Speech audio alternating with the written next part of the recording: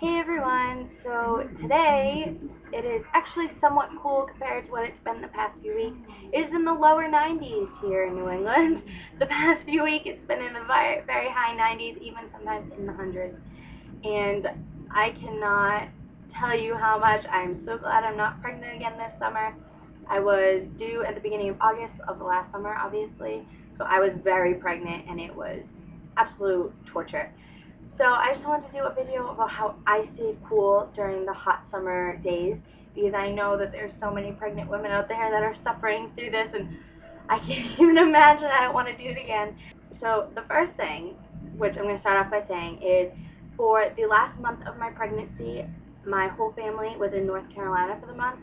So it was literally just Tyler and I for a month. I think my dad came home for a week to work, a week or two.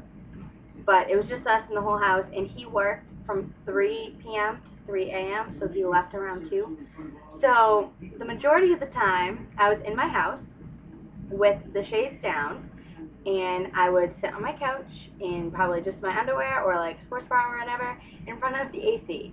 That is the biggest thing I did to stay cool, but when my dad came home, we weren't allowed to use the AC that much, so I couldn't do it then. But I would get in the shower, cool off, and sit in front of the fan still wet so that way I'd stay cool. And I also swam at my aunt's pool a lot. Ours wasn't open at all last summer, so I was in my aunt's pool cooling off and just hanging out. One of my biggest snacks, well, I guess you could call it a snack, for last summer was popsicles. I got fruit popsicles, so they were healthy, and I could eat as many as I wanted. They kept me cool, they tasted delicious, and that was a huge help for me being that pregnant. Popsicles were a big must-have in my house.